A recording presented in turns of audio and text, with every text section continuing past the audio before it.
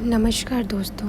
माता सीता का चरित्र किसी से छिपा नहीं है, लेकिन जो काल में पहले से ही लिखा गया हो उसे स्वयं भगवान भी नहीं बदल सकते। इसके साथ ही भगवान का इस पृथ्वी पर अवतार ही इसलिए लिया जाता है जिससे प्रजा के बीच एक ऐसा उदाहरण प्रस्तुत किया जाए जो सदियों तक प्रेरणा देता रहे। यही कारण था कि माता सीता का आचरण शुद्ध होने के पश्चात भी उन्हें इतने कष्ट झेलने पड़े तथा अपनी पवित्रता की प्रामाणिकता देनी पड़ी। तो आइए दोस्तों, आज जानेंगे माता सीता के धरती में समा जाने का कारण। लोक अपवाद के कारण भगवान श्री राम को माता सीता का त्याग करना पड़ा था। इसके बाद माता सीता वाल्मीकि आश्रम में रही थी, जहाँ उनके 2 पुत्रों लव व कुश का जन्म हुआ था।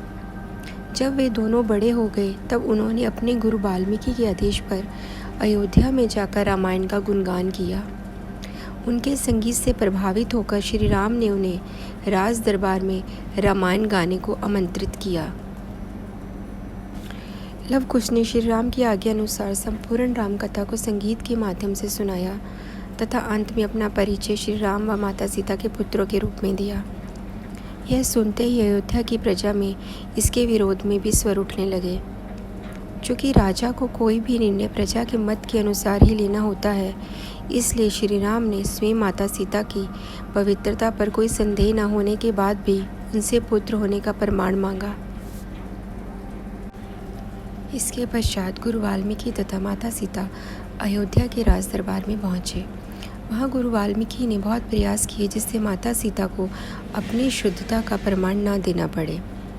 उन्होंने पूरी सभा में सामने माता सीता की पवित्रता को माना तथा कहा कि यदि उनके आचरण में कोई भी त्रुटि है तो उनकी अभी तक की तपस्या का कोई भी फल उन्हें ना मिले। भगवान राम ने स्वयं खड़े होकर ऋषि वाल्मीकि जी से कहा, याचना की तथा उनके द्वारा कहे गए कथनों को सत्य बताया।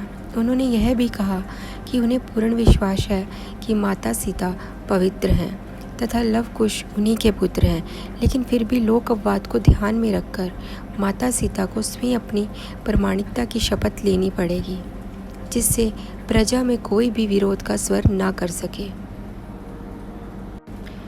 जब भगवान राम के द्वारा यह कथन कहे गए तब माता सीता ने हमेशा के लिए इस वाद को समाप्त कर देने के उद्देश्य से अपनी प्रामाणिकता की शपथ लेकर कहा कि यदि वह शुद्ध है तथा लव कुश उनके तथा श्री राम के पुत्र हैं तो यह धरती अभी फट जाए तथा वह उसमें समा जाए। इसके पश्चात धरती फट गई तथा माता सीता उसमें समा गई थी।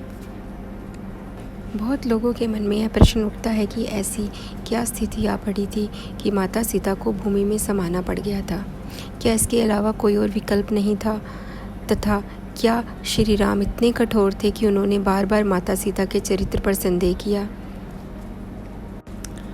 हम इसके बारे में भी बात करेंगे कि आखिर क्यों माता सीता को भूमि में समाना पड़ा।